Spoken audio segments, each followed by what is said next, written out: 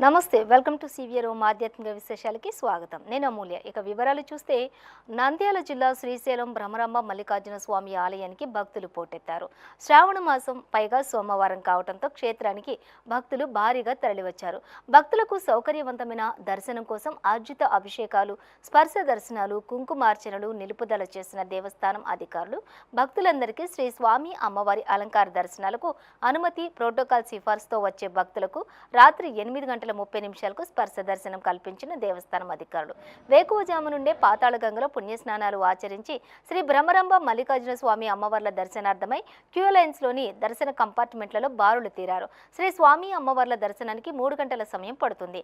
భక్తుల రద్దీ దృష్ట్యా ఆలయం క్యూ లైన్లలోని భక్తులకు ఎటువంటి ఇబ్బందులు లేకుండా క్యూ లైన్లు, కంపార్ట్మెంట్లలో భక్తులకు అల్పాహారం, పాలు, బిస్కెట్స్, మంచినీరు అందించేలా ఈవో శ్రీనివాసరావు ఏర్పాట్లు చేశారు.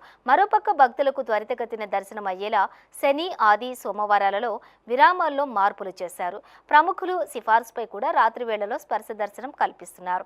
అలానే ప్రముఖులు మాత్రం క్షేత్రానికి స్వయంగా వస్తేనే ఈ 3 రోజులలో ఉదయం వేళలో స్పర్శ దర్శనం కల్పిస్తూ సామాన్య భక్తులకు ఇబ్బందులు లేకుండా దర్శనాలు త్వరితగతిన అవుతున్నాయని ఈవో శ్రీనివాసరావు తెలిపారు. భక్తుల రద్దీతో సందడిగా మారిన శ్రీశైలం మహాక్షేత్రం.